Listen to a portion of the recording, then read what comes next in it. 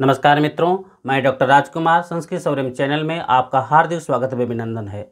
मित्रों, आज हम लोग यूपी टीजीटी के पाठ्यक्रम संस्कृत व्याकरण प्रवेशिका, जो व्याकरण के लिए आपको रखा गया है संस्कृत व्याकरण प्रवेशिका, आज हम लोग उसी से चर्चा करेंगे।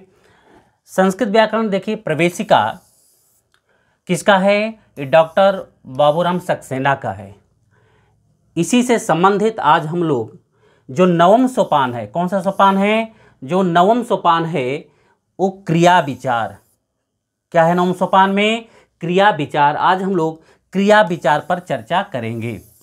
क्रिया विचार क्यों आपके लिए इम्पोर्टेंट है, क्यों महत्वपूर्ण है, इसको जान लेना जरूरी है। देखिए, क्रिया विचार जब कोई भी संस्कृत की प्रतियोगी परीक्षाएं होती हैं, यदि आप शब्द रूप और धातु रूप जब परीक्षा में पूछता है, जब आप इसको गलती करते हैं तो आप डायरेक्ट फाइट से बाहर हो जाते हैं, क्योंकि जिसका सिलेक्शन होता है ना उसका गलत होता है।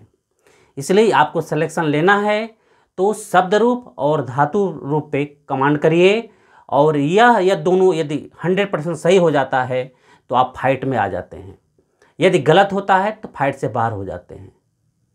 इसी उद्देश्य से हम आपका धातु रूप क्रिया विचार लेकर आए हैं कि कम से कम परीक्षा नज़दीक है तो आपको धातु रूप कंप्लीट करा दें और शब्द रूप आपको कंप्लीट करा दें। किस प्रकार से क्वेश्चन शब्द रूप में पूछे जाते हैं, किस प्रकार से क्वेश्चन धातु रूप से पूछे जाते हैं, आज हम लोग उसी पे चर्चा करेंगे। धातु रूप से देखिए, धातु रूप से जो पहला प्रश्न है क्या है? संस्कृत भाषायाम, क्या लिखा है? संस्कृत भाषायाम धातवः कति गणेषु विभक्ता स्यात्। कितने गण में विभक्त है? संस्कृत भाषायाम धातवः, संस्कृत भाषा में जो धातुएं हैं वो कितने गण में विभक्त की गई हैं, वह कितने गण में विभक्त की गई हैं। आपको बताना है कि जो संस्कृत भाषा में जो धातुओं का विभाजन किया गया है वो कितने गणों में किया गया है। 4 विकल्प आपके सामने है। पहला है 5 भागों में, दूसरा है 8 भागों में, तीसरा है 10 भागों में और चौथा है 9 भागों में। कुल कितने भागों में आपको डिवाइड किया गया है, आपको ये बताना है कि ये जो धातुएं हैं कितने भागों में डिवाइड की गई हैं जो संस्कृत भाषा में है। तो 4 विकल्प आपके सामने हैं, बताना है कि इसमें से कौन विकल्प सही होगा। कौन सा विकल्प सही होगा? गुड, ग विकल्प सही है। कौन सा विकल्प है? ग विकल्प सही है। कुल 10 गण में विभाजित किया गया है। जो धातु है कुल कितने भागों में विभाजित किया गया है? वो 10 गण में विभाजित किया गया है। दूसरा प्रश्न देखिए, दूसरा प्रश्न है लकारानाम स्थाने तिंग प्रत्यय। कौन सा प्रत्यय? तिंग प्रत्यय भवति। लकारानाम अर्थात लकारों के स्थान पर जो तिंग प्रत्यय भवति होता है, इसके 4 रूप दिए गए हैं। पहला आगम रूप में, ख आदेश रूप में, ग कर्म रूप में, घ संज्ञा के रूप में। जो लकार के स्थान में जो तिंग प्रत्यय होता है वह किसके रूप में होता है? आपको बताना है। 4 विकल्प आपके सामने है। जो लकार के स्थान पर तिंग प्रत्यय होता है वह किस रूप में होता है, आपको बताना है कि किस रूप में। 4 विकल्प, कौन सा विकल्प सही हो जाएगा इसमें? गुड, कौन सा विकल्प होगा इसमें? ख विकल्प सही होगा। कौन सा विकल्प इसमें सही होगा?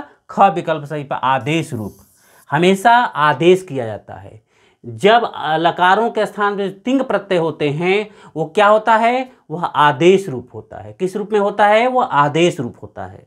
तीसरा प्रश्न देखिए, तीसरा प्रश्न दे रहे हैं कि अधोलिखितेषु, क्या लिखा है? अधोलिखितेषु परस्मै पद तिंग प्रत्यय नास्ति। जो परस्मै पद तिंग प्रत्यय नहीं है। अब इसमें परस्मै पद जो तिंग प्रत्यय, इस 4 में से कौन नहीं है? 4 विकल्प आपके सामने रखा गया है, थ, वस, झी और झ। तो आप बताएं कि अधोलिखितेषु नीचे लिखे हुए परस्मै पद की जो तिंग प्रत्यय कौन नहीं है, माने जो परस्मै पदी प्रत्यय है उसमें से इसमें से कौन नहीं है। अर्थात 3 इसमें से होगा, 1 नहीं होगा। 3 में कौन है? तीनों आपको बताना है कौन है। तो हाँ, कौन है? ठ प्रत्यय भी है, वस प्रत्यय भी है, झी प्रत्यय भी है। कौन सा प्रत्यय नहीं है? इसमें झ प्रत्यय नहीं है। कौन सा प्रत्यय नहीं है? झ प्रत्यय नहीं है। कौन सा प्रत्यय नहीं है? झ प्रत्यय नहीं है। ये जो घ विकल्प सही है, झ प्रत्यय नहीं है। क्यों? क्योंकि नास्ति पूछा है तो 3 आपके प्राप्त हो रहे हैं। ये झ प्रत्यय आपका नहीं है। ठीक, क्यों? क्योंकि यह आत्मनेपद में होता है। किस में होता है? आत्मनेपद में होता है। चौथा प्रश्न देखिए। चौथा प्रश्न है कि आदेशार्थे को लकारः वर्तते। आदेश के अर्थ में कौन सा लकार होता है? 4 विकल्प आपके सामने है। लुंग लकार, लिंग लकार, लिट लकार और लोट लकार। 4 विकल्प आपके सामने है। चारों में से आपको बताना है कि कौन इसमें से सही होगा। तो कौन सा इसमें सही होगा? आदेशार्थे में गुड, घ विकल्प सही हो जाएगा। कौन सा विकल्प सही होगा? घ विकल्प सही होगा। लोट लकार जो होता है वो आदेशार्थे होता है। लोट लकार किस में होता है? वो आदेशार्थे होता है। 5वां प्रश्न देखिए। 5वां देख रहे हैं व्याकरण दृष्टिया। किसके दृष्टिया? व्याकरण दृष्टिया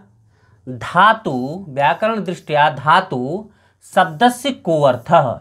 व्याकरण के दृष्टि से, किसके दृष्टि से? व्याकरण के दृष्टि से धातु शब्दस्य को अर्थ, धातु का क्या अर्थ होता है?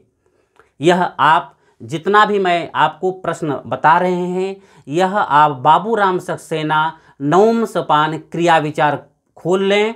उसमें देखिएगा स्टेप बाय स्टेप आपको मिलेगा जो परीक्षा से पूछा जाए। क्योंकि आपके पाठ्यक्रम में बाबूराम सक्सेना क्या है? संधि है, समास है, कारक है, क्रिया है, प्रत्यय नहीं है बाबूराम सक्सेना से।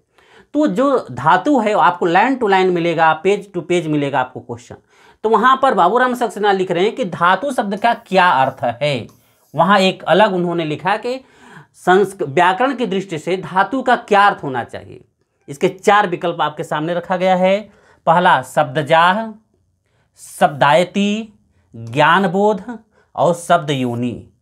4 विकल्प आपके सामने यहां पर प्राप्त हो रहा है। 4 विकल्प में से बताना है कि चारों विकल्प में से कौन सा सही होगा। आप लोग बाबूराम सक्सेना को पढ़े हैं तो आप बताइए क्या इसमें होगा। कौन विकल्प सही होगा?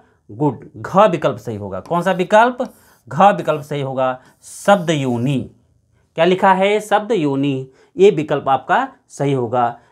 धातु शब्द का अर्थ है बाबूराम सक्सेना के अनुसार शब्द योनि। क्लियर? 6 नंबर प्रश्न देखिए। दे रहे हैं कि सार्वधातुकः, क्या लिख रहे हैं? सार्वधातुकः लकारः नास्ति। सार्वधातुक लकार नहीं है। आपको बताना है कि सार्वधातुकः लकारः नास्ति। 4 विकल्प आपके सामने है। क लट लकार, ख लुट लकार, ग लोट लकार और घ लंग लकार। 4 विकल्प आपके सामने है कि सार्वधातुकः लकारः नास्ति। सार्वधातुक लकार नहीं है। इसमें से नहीं है अर्थात 3 है, 1 नहीं है।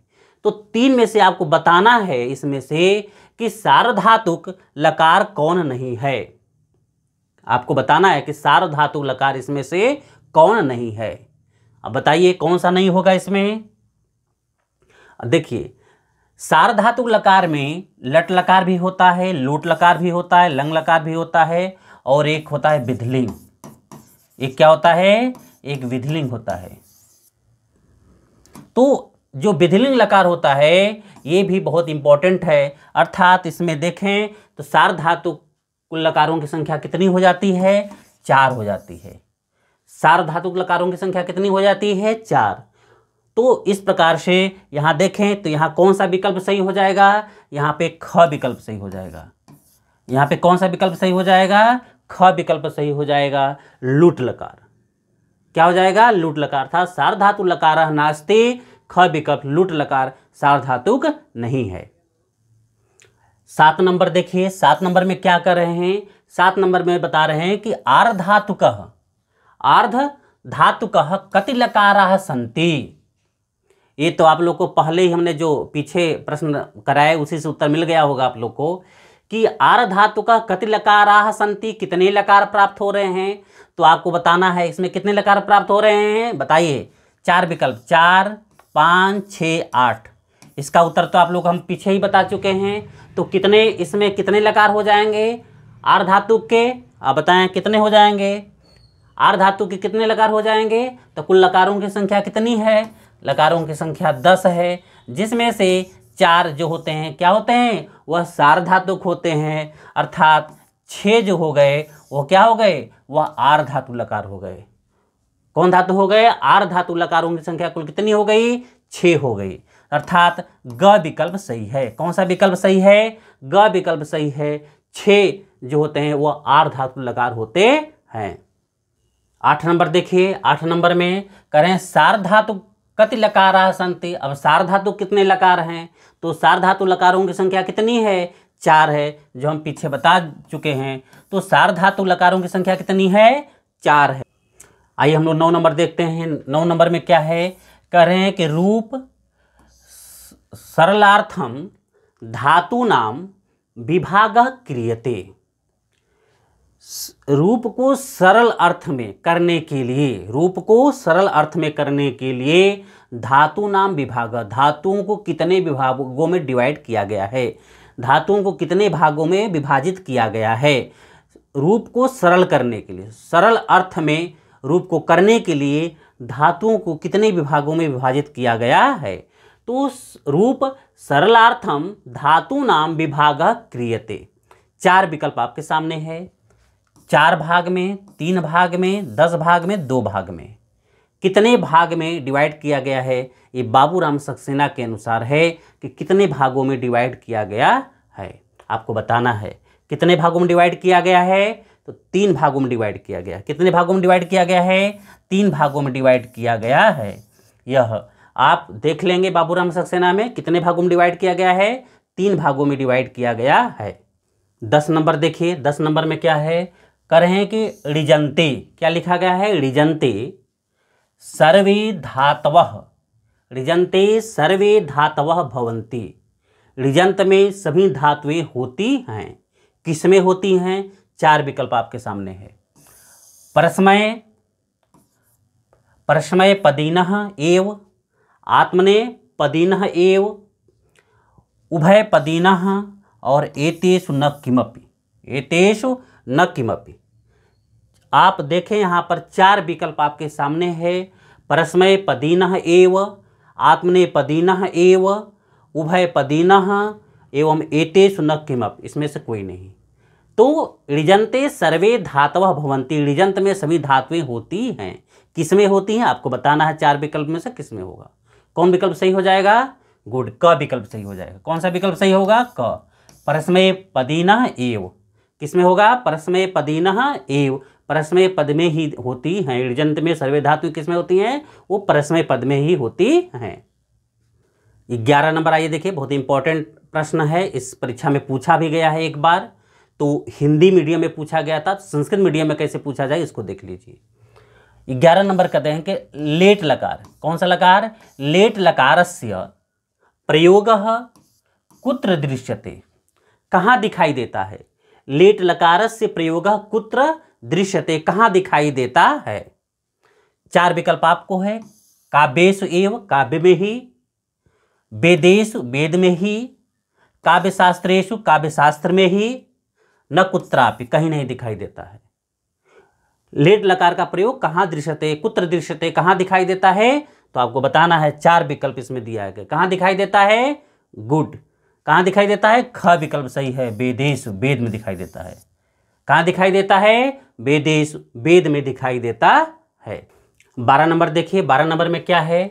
12 नंबर में कह रहे हैं कि युष्मद् शब्द योगे, युष्मद् शब्द योगे कः पुरुषः वर्तते, युष्मद् शब्द के योग में कौन सा पुरुष होता है?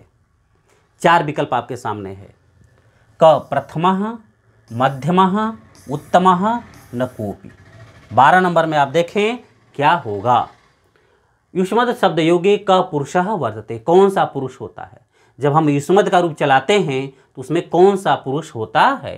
तो कौन सा विकल्प सही हो जाएगा यहाँ पे? गुड, ख विकल्प सही हो जाएगा। कौन सा विकल्प सही हो जाएगा? ख। जब हम युष्मद् का रूप चलाते हैं तो वह मध्यम पुरुष में चलता है। किस में चलता है? वह मध्यम पुरुष में चलता है। नंबर प्रश्न देखिए, करें कि धातु पाठे, किसमें, धातु पाठे कति धातवः सन्ति, धातु पाठे कति धातवः सन्ति, धातु पाठ में कितने धातु की संख्या बताई गई है। ये बाबूराम सक्सेना के अनुसार, आप यहाँ पे हम जो बता रहे हैं वो बाबूराम सक्सेना के अनुसार, बाबूराम सक्सेना ने धातु पाठे कति धातवः सन्ति दिए हैं। आप बताएं, 4 विकल्प आपके सामने है। 1880, 1882, 1920, 1940, 4 विकल्प आपके सामने है। आपको उत्तर देना है बाबूराम सक्सेना के अनुसार।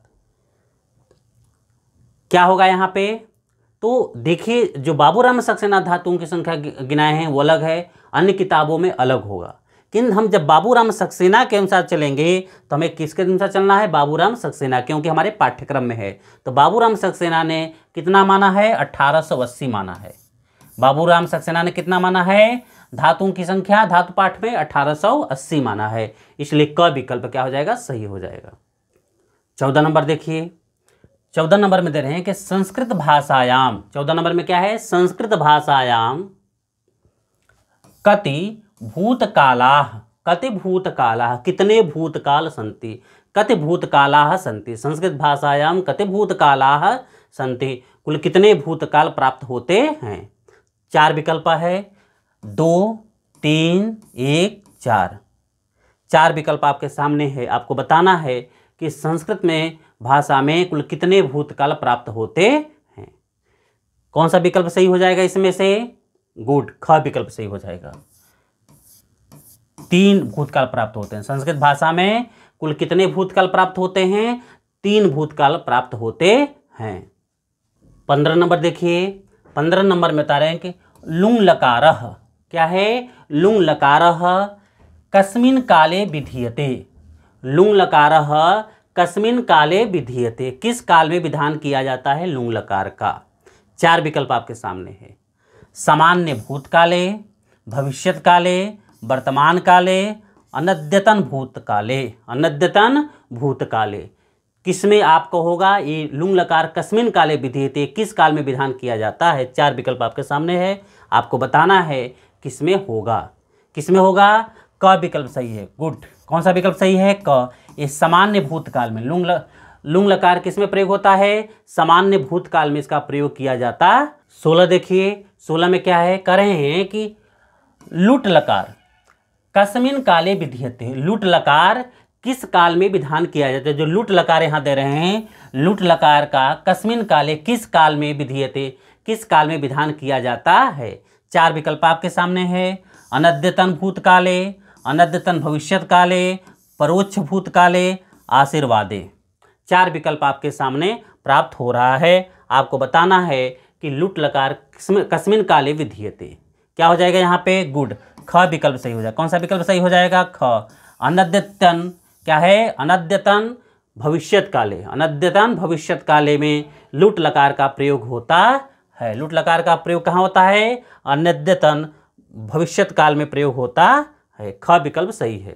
17 नंबर देखिए, 17 नंबर में क्या बता रहे हैं कि संस्कृत भाषायाम, क्या बता रहे हैं, संस्कृत भाषायाम लकारस्य स्थाने, लकार के स्थान पर कति प्रत्यादेशः भवन्ति, कति प्रत्यादेशाः भवन्ति।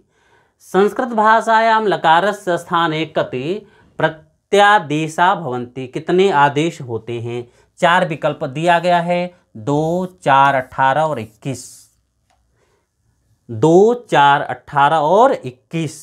तो क्या हो जाएगा यहाँ पर, संस्कृत भाषा में लकारस्य स्थाने कति प्रत्यादेश, कितने प्रत्यादेश होते हैं लकार के स्थान पर। तो क्या हो जाएगा यहाँ पे, कौन सा विकल्प सही हो जाएगा, गुड, क विकल्प सही हो जाएगा। 2, कितने आदेश होते हैं, 2 आदेश होते हैं, कितने आदेश होते हैं, 2 आदेश होते हैं, गुड। 18 देखिए, 18 में क्या कर रहे हैं, धातुषु कस्य प्रत्ययस्य योजनेन क्रिया भवन्ति, धातुषु कस्य प्रत्ययस्य योजनेन क्रिया भवन्ति, धातु में कौन सा प्रत्यय हम जोड़ते हैं जिसे क्रिया का निर्माण होता है। 4 विकल्प आपके सामने है, सुप्रत्ययस्य, तिंग प्रत्ययस्य, कृत प्रत्ययस्य, भाव प्रत्ययस्य। 4 प्रत्यय आपके पास प्राप्त हो रहे हैं। 4 में से कौन सा विकल्प सही होगा आप बताएं। तो आपको धातुषु कस्य प्रत्यय योजनेन क्रिया भवन्ति। गुड, ख विकल्प सही है। कौन सा विकल्प सही है? ख, तिंग प्रत्यय से। कौन सा प्रत्यय? तिंग प्रत्यय से जब हम योजना करते हैं, जोड़ते हैं, तो क्रिया का निर्माण होता है। 19 नंबर देखिए, 19 नंबर में क्या है? कह रहे हैं कि धातु भी, क्या लिखा है? धातु भी कर्तु अर्थे प्रत्यय योज्यते। धातु भी कर्तु अर्थे प्रत्यय योज्यते। अब यहाँ पे आपको बताना है कि धातु भी, धातुओं से कर्तु, कर्ता के अर्थ में प्रत्यय योज्यते जोड़ते हैं। क्या होगा? 4 विकल्प आपके सामने है। आत्मनेपद प्रत्यय, परस्मैपद प्रत्यय, कर्ता कर्ता प्रत्यय, विभक्ति प्रत्यय। 4 प्रत्यय आपके सामने प्राप्त हो रहे हैं। अब कौन सा आपको जोड़ना है कि जो धातु भी कर्तु अर्थे प्रत्यय जोते, धातु में, धातुओं से हम कर्ता के अर्थ में कौन सा प्रत्यय जोड़ते हैं? कर्ता के अर्थ में कौन सा प्रत्यय जोड़ते हैं? कर्ता के अर्थ में आप जानते हैं परस्मय पद जोड़ते हैं। कौन सी धातु जोड़ते हैं? कर्ता के अर्थ में हम परस्मय पद धातुओं को जोड़ते हैं। और कर्म के अर्थ में आत्मनेपद, कर्म के अर्थ में कौन सा प्रत्यय जोड़ते हैं? कर्म के अर्थ में आत्मनेपद को जोड़ते हैं, कर्ता के अर्थ में परस्मय पद को जोड़ते। आइए देखते हैं 20 नंबर। 20 नंबर में क्या है प्रश्न? क्रियाफलम, क्या दे रहे हैं? क्रियाफलम कर्ता सह मेलनेन भवति। क्रियाफलम, क्रियाफल कर्ता के साथ मेलनेन भवति, मिलने से होता है। 4 विकल्प आपके सामने हैं। आत्मनेपद प्रत्ययम, परस्मय पद प्रत्ययम, विभक्ति प्रत्ययम और कृदंत प्रत्ययम। 4 विकल्प आपके सामने प्राप्त हो रहा है। जब हम क्रियाफलम कर्ता सह मेलनेन भवति, क्या होता है? यहाँ पर 20 नंबर में क्या होगा आपको बताना है कि कौन सा यहाँ पर विकल्प सही होगा। जब क्रिया का फल कर्ता के साथ मिलने से होता है, वह कहलाता है आत्मनेपद। वो क्या कहलाता है? वह आत्मनेपद कहलाता है। वो क्या कहलाएगा? वह आत्मनेपद कहलाता है। 21 नंबर देखिए, 21 नंबर में क्या है? कह रहे हैं कि अकर्मक क्रिया न भवति, अकर्मक क्रिया नहीं होती है। अकर्मक क्रिया न भवति, नहीं होती है। 4 विकल्प है। धात्वर्थ भिन्नः, धात्वर्थे एव कर्म समाविष्ट भवति, कर्मणः कथनम अमिष्टम और धातो कर्मात्यंतम प्रख्यातम। 4 विकल्प आपके सामने है कि अकर्मक क्रिया न भवति। कौन सा विकल्प यहाँ पे सही हो जाएगा? आप बाबूराम सक्सेना को पढ़िए, आराम से सब मिल जाएगा प्रश्न इसी में। क्या हो जाएगा? ग विकल्प सही हो जाएगा। कौन सा विकल्प सही है? ग, कर्मणः कथनम अभिष्टम, कर्मणः कथनम अभिष्टम, इसका हो जाए अकर्मक क्रिया न भवति। इसका उत्तर हो जाएगा कर्मणः कथनम अभिष्टम। 22 नंबर देखिए, 22 नंबर प्रश्न का क्या है? करें अकर्मक धातु, क्या लिखा है? अकर्मक धातु कदा, अकर्मक धातु कदा सकर्मकम भवति। कितना प्रश्न अच्छा है, देखिए ऐसे ऐसे क्वेश्चन परीक्षा में पूछे जाएंगे। अकर्मक धातु जो है कदा माने कब सकर्मकम भवति, अकर्मक धातु कब सकर्मक हो जाती है, आपको बताना है कब सकर्मक हो जाती है, अकर्मक धातु कब सकर्मक हो जाती है। तो आपको बताना है। 4 विकल्प है। संज्ञा पूर्वकम सति, संज्ञा पूर्वक होने पर, उपसर्ग पूर्वकम सति, उपसर्ग पूर्वक होने पर, निपात पूर्वकम सति, निपात होने पर, भावपूर्वकम प्रति, भावपूर्वक होने पर। 4 विकल्प आपके सामने है। आपको बताना है कि कदा माने कब अकर्मक धातु सकर्मक हो जाती है। 4 विकल्प आपके सामने है। क्या होगा? गुड, ख विकल्प सही हो जाएगा। कौन सा विकल्प सही होगा? ख विकल्प सही हो जाएगा। उपसर्ग पूर्वकम सति, जब उपसर्ग पूर्वक होती है अकर्मक धातु, जब उपसर्ग पूर्वक हो जाएगी तो वह सकर्मक हो जाती है। 23 नंबर देखिए, 23 नंबर में क्या कर रहे हैं? कर रहे हैं लिट लकार। क्या लिखा है? लिट लकार कस्मिन काले, लिट लकार कस्मिन काले विधीयते। लिट लकार कस्मिन काले, किस काल में विधान किया जाता है। 4 विकल्प आपके सामने है। अनद्यतन भूतकाले, अनद्यतन भविष्यत काले, परोक्ष भूतकाले और आशीर्वादे। लिट लकार कस्मिन काले विधीयते, किस काल में विधान किया जाता है। 4 विकल्प आपके सामने है। तो लिट लकार कहाँ प्रयोग किया जाता है? गुड, ग विकल्प सही हो जाएगा। क्या हो जाएगा? ग विकल्प सही हो जाएगा। यहाँ पर परोक्षे भूत होता है। क्या होता है? परोक्षे भूत। परोक्ष भूतकाल में लिट लकार का प्रयोग किया जाता है। यहाँ पर ग विकल्प सही। 24 नंबर देखिए। 24 नंबर में क्या है? कह रहे हैं कि छंदो मात्र गोचरो, छंदो मात्र गोचरो लकारः कः।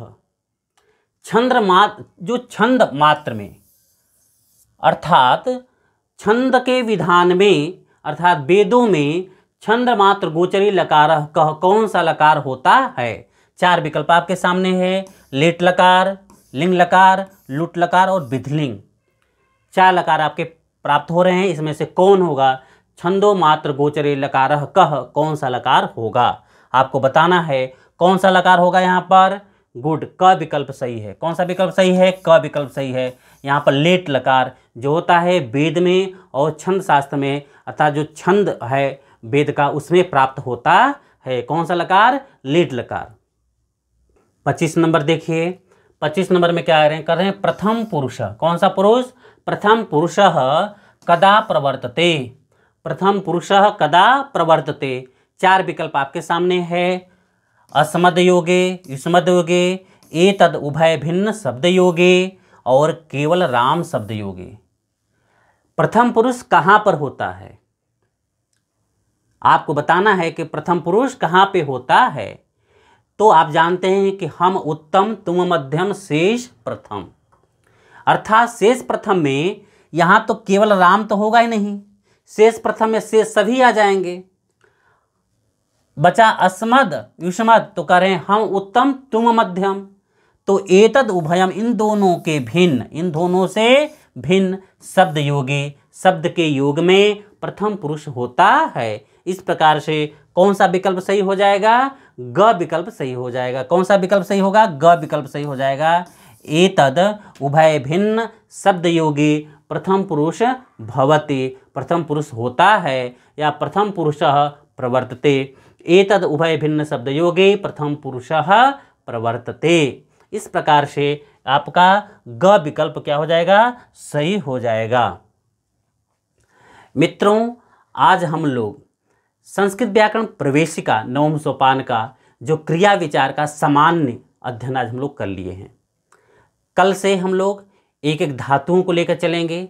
जैसे भू धातु जो पाठ्यक्रम में है उसी से संबंधित जो इम्पोर्टेंट है, महत्वपूर्ण प्रश्न बनेंगे, उसी से संबंधित आपको हम लेकर आएंगे। एक बार रिवीजन करा देंगे जिससे कि जो धूल पड़ा हुआ है शब्द रूप और धातु रूप से वो आपका हट जाएगा और वो एकदम शीशा जैसे, दर्पण शीशा जैसे दिखाई देता है चेहरा, वैसे ही आपको शब्द रूप और धातु रूप दिखाई देगा। जब परीक्षा हाल में बैठिएगा तो हर चीज़ आपके सामने स्पष्ट दिखाई देगा, कोई संशय नहीं रहेगा कि आपको शब्द रूप धातु रूप मारने में कोई भी संशय आपके पास नहीं रहेगा। इस प्रकार से मैं आपको प्रश्न लेकर आएंगे जो आपके पूरे दिमाग को खोल देगा। जहाँ जहाँ आपके दिमाग में कन्फ्यूजन है, समस्या है धातु रूप लेकर के, उस सभी समस्याओं को पूरा गट्ठी जो है वो ग्रंथ की खोल देगा। आपको परीक्षा हाल में पूरे धातु रूप शब्द रूप स्पष्ट दिखाई देंगे, जहाँ पे गलती होने की कोई संभावना नहीं रहेगी। धन्यवाद।